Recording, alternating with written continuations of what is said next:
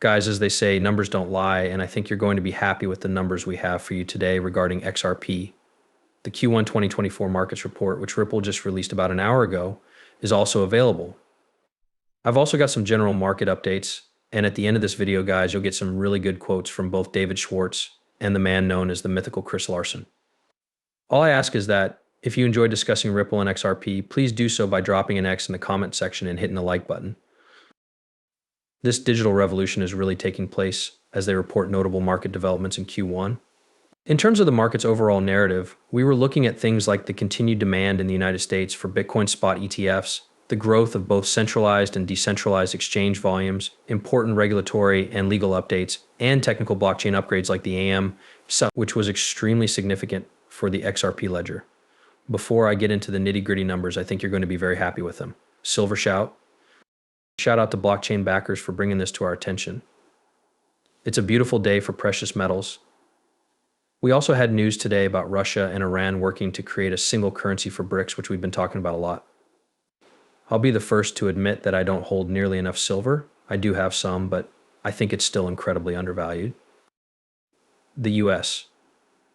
Dollar has been losing value over the last few years as people move away from the dollar. What Ripple is doing is creating a stable coin that will essentially be a buyer of US treasuries. I believe that the US will start becoming very friendly, especially once the SEC case with Ripple is finally resolved. After all, it was always meant to be that way. In any case, from Q1 of 2024 to Q3 of 2025, we saw a 108% increase in transactions, which is absolutely huge to see that kind of. There are a lot of new reasons why we had a hot Bitcoin right now. BTC ETFs obviously gained a lot of attention. Bitcoin was hot, but it hasn't been coin season yet. We still have a lot of weekends left. I also mentioned in my video last night how someone could get out of XRP right now before we are about to end this long drawn-out case. It's very crazy to me now that I understand that some people have been in for years and they're incredibly close, something I can't possibly imagine. Guys, those are the numbers that I am thinking of putting out at this moment. See this clip of Chris Larsson, co-founder of CTO David Schwartz, holding it down? What does he think is the internet of value? What kind of insight is needed to get us there? So a lot of it stems from the early work you guys did with pathfinding, and again, the idea that anything of value can be traded, which was kind of the germ of it, but kind of stepping way back if you look at the real problem in the world today, let people point to globalization as being working for people, and we would respond, no, it's not broken. It's just a work in progress, right? Incomplete. Because we could have a real mobilization that requires interoperability in three core areas: data, goods, shipping, and money. The problem is that while interoperability in data has existed since the 1950s thanks to the shipping container, which allows for port-to-port, train-to-truck, and other port-to-port communication, money networks do not interact, and if you have that, billions of people will be incorporated into a real functioning globalization system. And that's what we're trying to build there, I believe.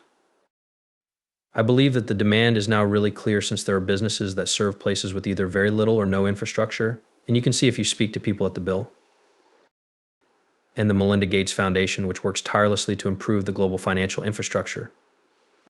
One of their main goals is to enable people to send as little as 50 cents to someone in the developing world so they can participate in the global economy, but that's simply not possible in the modern world. In fact, it's nearly impossible to send $50 from the United States to Europe without it being completely eaten up by fees. For that reason, 50 cents is simply not worth anything in today's world. Combining LP and XRP, for example, is completely feasible and transforms the economics in a very fast and frictionless manner. In addition, think about the trillions of devices and code that must be able to send a mere 10,000th of a cent, which is made possible by what's happening here. This is all very exciting in my opinion. The idea is to be able to make international payments as inexpensively and simply as opening a web page, something you would do without even considering the costs, the mechanics, or who has to do it. It's just that everything is so automatic, affordable, and scalable. And there are so many of them taking place that it's practically invisible. That's almost what I like about the value. Is moving data right on top of each other. And while that is a world we can have, it is not possible with the infrastructure we currently have. You have an internet world that functions somewhat like a pre-internet world of money, and those things are not lining up. So this is a major bottleneck that will affect the entire world if we can get past it. Blockchains are not a part of the answer, rather. The larger solution includes a digital asset that is incredibly quick and efficient with value interoperability standards, together with some sort of method for programming the values movement.